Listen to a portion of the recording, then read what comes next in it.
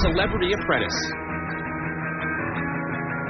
I wasn't doing that show in order to open doors necessarily. I actually did it because it's a really good vehicle to raise money for charity. It's been amazing for that. Have you found anything you like?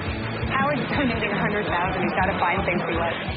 I think that it certainly raised my profile, and so I probably have more speaking opportunities and a bigger platform that I get to stand on. I mean, it was a good experience. It was fun being fired by Donald Trump. Annie, you're fired. Sure looked like Annie was having a blast getting canned there, huh? About as much fun as she's having right now being behind Dennis Phillps. Blinds have increased to 2 and 4,000. Dennis trying to pull a Donald of his own here and dismiss Annie. Ace-9 for Phillps. 11. He raises to 11,000. Almost forgot the blinds went up. Ace-4 for Annie. Call 11,000. She calls. This time Dennis has the better ace. Couple of deuces. Duke with the wheel draw. 17. She checks. 17,000. Phillps bets 17,000. More big continuation bets. And a call. Annie calls. Big continuation bets are sort of the hallmark of Dennis Phillps' game. Very exploitable, but it's risky to try to do so. Turn misses both players. Annie pairs her 4 to make the best hand. Check down. Oh, God. Well, that has to be a suck out, right? And Annie scoops the pot. 7 outs, yeah. I could hit a 3. You could hit a 3. Dennis wearing a smile. Oh, well. Good hand. Thank you. No doubt feeling a frown. One of those hands where nobody misplayed. Let's go back to our featured table. So you have a bet? So you have a bet with somebody? Yes. For a year? Can you drink anything else? Or no drinking at all? Oh, yeah. $10,000. For a year. As poker players have been known to do, it appears Scotty's got himself in a prop bet. 10 grand and not drink for a year. 8,000 total. Feels a little light by prop bet standards. Line's now at 2 and 4,000. Scotty with ace-queen. Eric with queen-7 calls. Eric dominated heading to the flop. Seidel pairs his 7. Okay, baby. No continuation bet from Scotty on that board. I like that. Scotty pairs his ace to take back the lead. Wide range of cards would have given Eric a pair or a draw on the flop. Scotty's check now allowed him to spike the ace and make the best hand. He bets 8,000. Eric calls. Deuce of hearts, no help to Seidel. Eric checks and Scotty checks behind him. I think he missed a value bet here. Not sure Eric would have called, but there's no reason for Scotty to check unless he had Seidel dead on a flush draw. Scotty takes the lead. You're watching the 6th annual National Heads Up Poker Championship from Caesars Palace, Las Vegas, the home of champions. Presented by GoDaddy.com.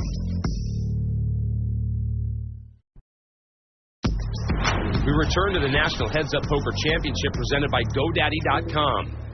Semifinal action, and Dennis Phillps maintaining his chip lead over Annie Duke. Dennis with pocket aces. This is when being an action player really pays off. Because if you're raising all the time, playing virtually every hand, you get less credit for having a big hand. Annie with suited connectors calls. Duke pairs her 5, but still trails. 2 overcards to her hand, and Dennis checking in position with aces, trying to get sneaky. Turn no help to Duke. She checks. 15. 15,000. Dennis bets 15,000. Think about it. This is going to look so bluffy to Annie right now. She raises to 40,000. I totally understand her making a play. She's got a really vulnerable hand, and Dennis played this hand like he was just trying to buy the pot on the turn. He raised to 80,000. He re-raises to 80,000. 40 more for Annie to call with just naked 5s. Not going to happen.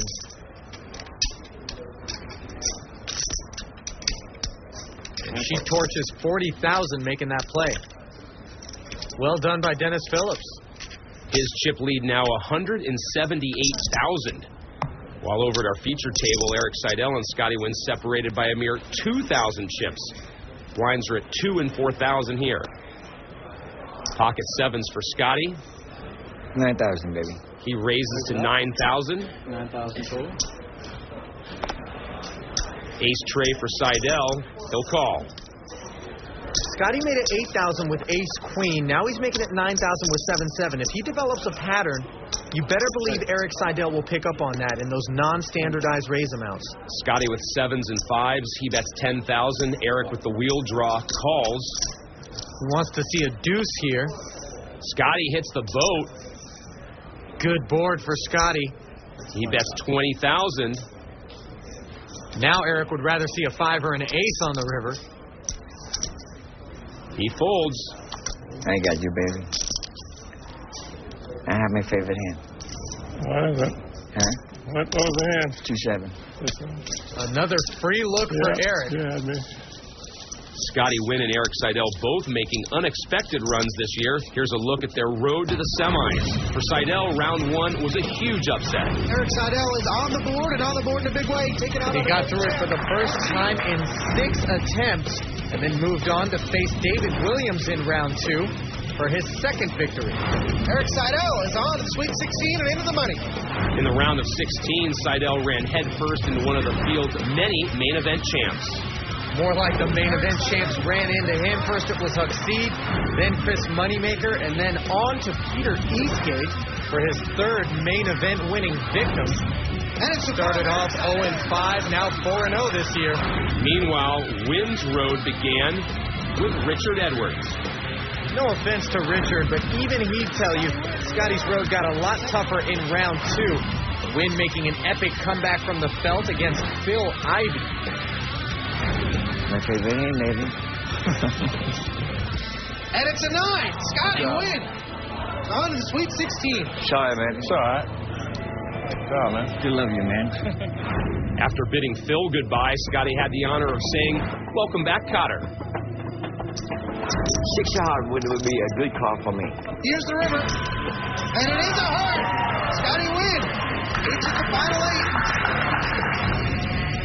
Up next was young phenom Jason Mercier, whose impressive debut run was stymied by Scotty in the quarters. All right, baby. Thank you. And that's how the story's been written so far. So you come in pretty bad spot Yeah. at the end. Yeah, he's very aggressive. Mm-hmm. Oh, yeah. Good player. Very aggressive. Yeah. Scotty with suited connectors. He limps in. 7-5 for Seidel.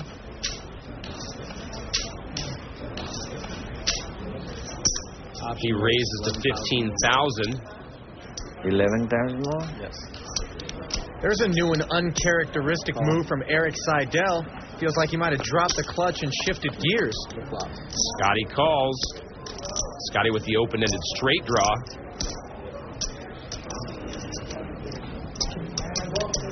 Playing out of position, Seidel can't just check here. He's got to continue to tell the story of a big hand. He bets 14,000. Win calls. Almost 60,000 in the pot now. Turn pairs the board. Scotty adds a flush draw. He's still got just 9 high, but that is a big turn card.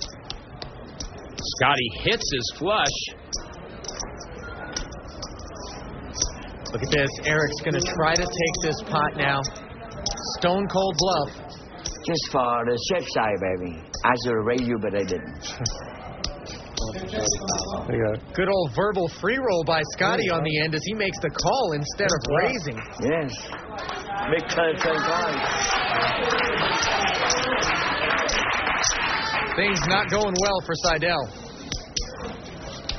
Just for the safe side. Scotty up 162,000 in chips now. Scotty Nguyen with the lead on Eric Seidel. Scotty's got a habit of letting other players bet his hands for him. He's very conservative at times. And that can be really aggravating if you're across the felt from a guy like that. You just want him to bet his own hand. Stop making you do his dirty work. Seidel with 10-6 suited raises to 9,000. Scotty with ace-queen. He'll call. Scotty makes the call.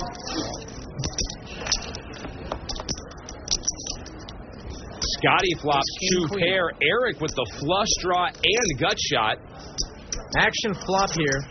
Scotty would feel much better if he could swap that king of clubs out for a two of diamonds or something. Scotty calls. Scotty calls Eric's bet of 10,000. Six of hearts. Eric pairs his six.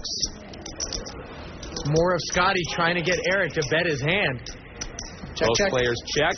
Seidel not going to bite, and now Eric hits the flush on the end. Scotty bets 15,000. 15,000. Here it comes. Eric raises to 40,000. You know, baby, I played this hand so badly. Scotty folds. Scotty shows ace And queen. gives Seidel another free look at his hand. What are you doing, Scotty Wynn? You think Eric Seidel's not going to use that information to take you down? The all-purpose stoic Seidel stare on display, as is Scotty's vocal side, as he tries to make sense of his situation. Ahead in chips, but not playing his best.